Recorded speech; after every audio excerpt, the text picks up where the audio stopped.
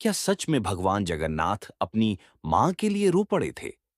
पूरी धाम में प्रचलित एक अत्यंत भावुक कथा भक्ति की उस ऊंचाई को दर्शाती है, जहां नियम, परंपरा और वैभव भी प्रेम के आगे छोटे पड़ जाते हैं। जगन्नाथ जी से जुड़ी यह कहानी केवल आस्था नहीं, बल्कि सच्चे समर्पण का प्रतीक है। एक ऐसी भक्ति जिसमें भक्त और भगवान के बीच का संबंध मां और बच्चे जैसा बन जाता है। कहते हैं, एक रात पुरी के राजा को एक विचित्र स्वप्न आया। उन्होंने देखा कि भगवान जगन्नाथ पीड़ा से कराह रहे हैं। उनका चेहरा मुरझाया हुआ था और आंखों में करुणा के साथ शिकायत भी थी। भगवान ने कहा, मेरी मां को मंदिर से लौटा दिया गया। वह मेरे लिए औषधि लाई थी। अब मेरा पेट दुख रहा है। यह सुनकर राजा की नींद खुल गई और वह भय व आश्चर्य से भर गए। उनके मन में केवल एक सवाल था, भगवान की मां कौन? कुछ दिनों पहले पुरी में एक अत्यंत गरीब वृद्धा रहती थी। उसके पास न धन था, न परिवार, न कोई सहारा, लेकिन उसके हृदय में अपार प्रेम था। वह रोज मंदिर जाती और भगवान को लल्ला कहकर पुकारती। उसके लिए भगवान कोई दूर के देवता नहीं, बल्कि उसका अपना बच्चा थे। उसकी भक्ति में नियमों से अधिक भावनाएं थीं, एक मां का निस्वार्थ स्नेह।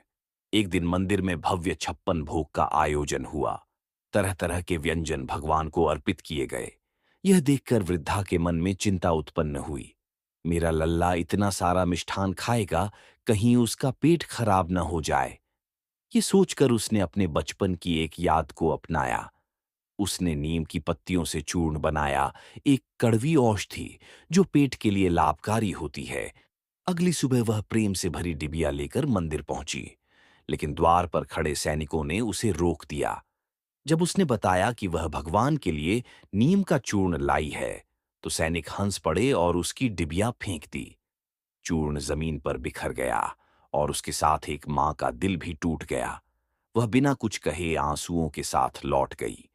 जब राजा को इस घटना का पता चला, तो उन्हें अपने स्वप्न का अर्थ समझ में आया। उन्होंने तुरंत उस वृद्धा को खोजने का आदेश दिया। जब वह मिली, तो राजा स्वयं उसके चरणों में झुक गए और क्षमा मांगी। उन्होंने कहा, आप ही भगवान की सच्ची मां हैं। आपकी भक्ति को हम पहचान नहीं सके।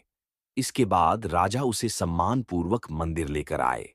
इस बार उसे पूरे आदर के साथ प्रवेश दिया गया। वृद्धा ने फिर से नीम का चूर्ण बनाया और अपने हाथों से भगवान को अर्पित किया। मान्यता है कि उसी दिन से यह परंपरा शुरू हुई कि 56 भोग के बाद भगवान को नियम का चूर्ण भी अर्पित किया जाता है। इस कथा का सार बहुत गहरा है।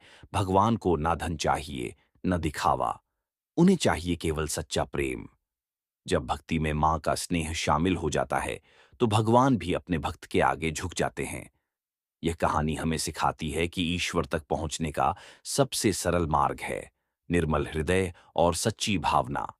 अगर आपको यह कहानी पसंद आई हो, तो इसे लाइक करें, अपने दोस्तों के साथ शेयर करें और कमेंट में लिखें, जय जगन्नाथ।